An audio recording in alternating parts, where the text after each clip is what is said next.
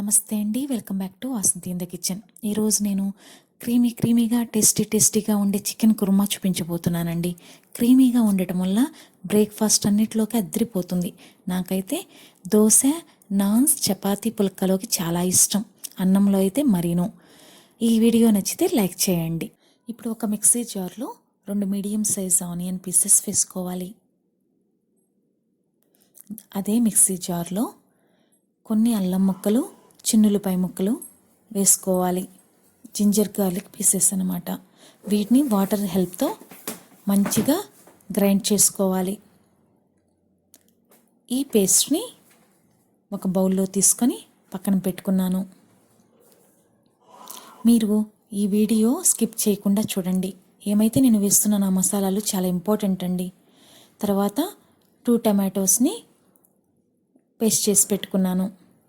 అప్పుడే మీకు మంచి క్రీమీ టెక్స్చర్ వస్తుంది చికెన్కి. తర్వాత వేరొక ప్యాన్లో ఆయిల్ వేసుకోవాలి. కూరకు సరిపడా వేసుకోండి. నేను ఇక్కడ ఒక పెద్ద గెరిటెడ్ ఆయిల్ వేసుకున్నాను. దానిలో మనం ఏదైతే పేస్ట్ చేసి పెట్టుకున్నామో ఆనియన్, జింజర్ గార్లిక్ పేస్ట్ని వేసాను. నేను ఇక్కడ తిరమాతగా ఎలాంటి స్పైసెస్ వేయలేదండి. మన క్రీమీ టెక్స్చర్ ఉన్న చికెన్లోకి అవి తగిలితే బాగోవు, అందుకే స్కిప్ చేయండి. అవి వేసాక మంచిగా మగ్గించుకోవాలి. అలా మగ్గటానికి నేను ఇక్కడ కొంచెం సాల్ట్ వేస్తున్నాను. ఇలా సాల్ట్ వేసి ఫ్రై చేసుకోవాలి. వీడియో చివరి వరకు చూడండి. నేను ఆ చికెన్ అలా క్రీమీగా చాలా టేస్టీగా రావడానికి ఒక మసాలా చూపించాను, అది మిస్ కావద్దు. తర్వాత మనం ఏదైతే పేస్ట్ చేసి పెట్టుకున్నామో ఆ టమోటా పేస్ట్ కూడా వేసుకోవాలి. వేసుకొని మంచిగా ఫ్రై చేసుకోవాలి. దీనిలోకి 2 పచ్చిమిర్చి చిలుకలు వేసుకోవాలి. తర్వాత పసుపు వేసుకోవాలి. మామూలుగా మనం చికెన్ పీసెస్ వేసాక ఉప్పు, కారాలు, పసుపు వేసుకుంటాం. కానీ ఈ క్రీమీ చికెన్కి మనము ఈ పేస్ట్లోనే అన్నీ వేసుకోవాలన్నమాట. అప్పుడే కర్రీ రెడీ అయ్యాక చాలా కలర్ఫుల్గా ఉంటుంది. మీరే చూడండి. ఇప్పుడు నేను ఏ ఆనియన్ పేస్ట్ వాటిలోకి కారం సరిపడా వేస్తున్నాను. 2 స్పూన్స్ వేసాను.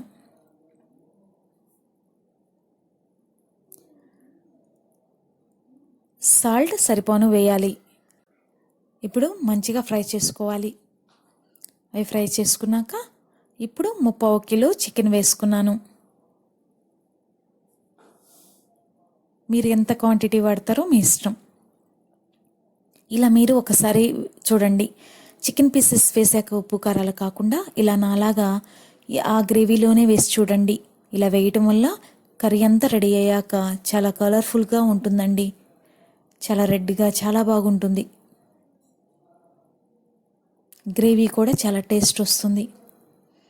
ఇప్పుడు హైలో బాగా కలుపుకోవాలి. హైలో ఇలా కలపడం వల్ల ముక్కలకి ఉప్పు, కారాలు బాగా పడతాయి, బాగా పీల్చుకుంటాయి ముక్కలు. తర్వాత లిడ్ బోర్లించాలి. ఇదండి అసలైన మసాలా, చాలా ఇంపార్టెంట్. దీనివల్లే క్రీమీ టెక్స్చర్ వస్తుంది. ఎండు కొబ్బరి పలుకులు, జీడిపప్పు వేసుకొని వాటర్ పోసుకొని మంచిగా పేస్ట్ చేసుకోవాలి.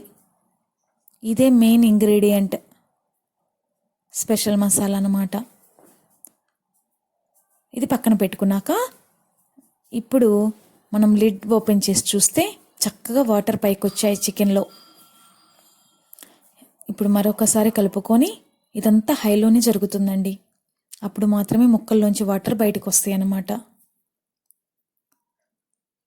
మరొకసారి కలుపుకొని మళ్ళీ లిడ్ బోర్లించి ఇప్పుడు మీడియం చేయాలి ఫ్లేమ్ని. ఇలా మీడియం చేసి ఒక 10 మినిట్స్ మంచిగా కుక్ చేయాలి. చూడండి, దాదాపు కుక్ అయిపోయిందండి. 70% కుక్ అయింది చికెన్. అప్పటి వరకు నేను ఎలాంటి మసాలాలు యూజ్ చేయలేదు.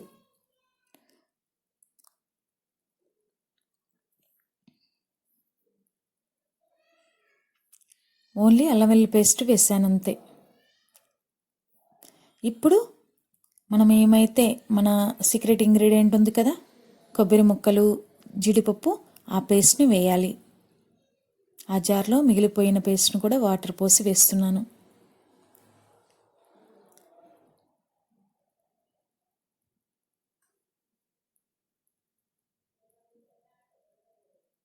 బాగా వేసి కలుపుకోవాలి.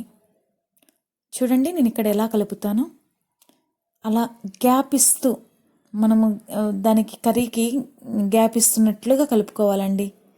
అప్పుడే మాడిపోకుండా చక్కగా గ్రేవీకి బాగా మసాలాలు పడతాయి అన్నమాట. లూజ్ చేస్తున్నట్టు కర్రీని కలుపుకోవాలి. అలా కలిపేసుకున్నాక లిడ్ బోలించి మరొక 5 minutes ఉడికనివ్వాలి. ఆ తర్వాత ఓపెన్ చేసి గరం మసాలా వేసుకోవాలి. తక్కువ మసాలాలు తినే వాళ్ళకి 1 స్పూన్ సరిపోతుందండి. నేను 2 స్పూన్స్ వేసుకున్నాను. మళ్ళీ తిప్పుకోవాలి.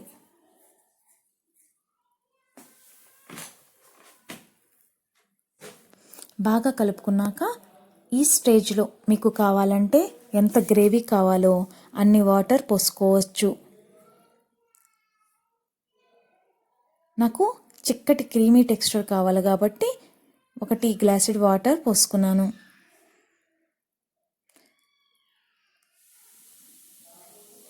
మళ్ళా ఎయిర్ గ్యాప్ ఇస్తున్నట్లు ఇంకొకసారి తిప్పుకొని కర్రీని లూజ్ చేసి మీడియం ఫ్లేమ్లో ఇంకొక 5 minutes ఉడకనిస్తున్నాను. చక్కగా వాటర్ ఫ్లోట్ అవుతున్నాయి. కర్రీ రెడీ అయిపోయింది. ఇప్పుడు కొత్తిమీర వేశాను.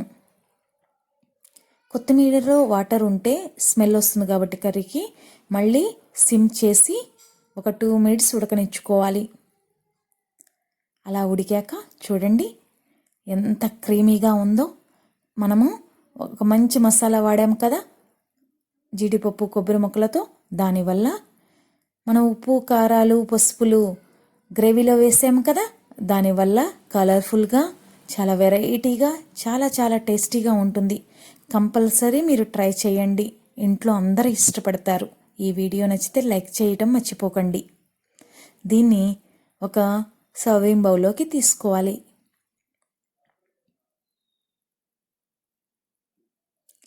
నిజం చెప్తున్నానండి, పీస్ కరెక్ట్గా ఉడికిందండి.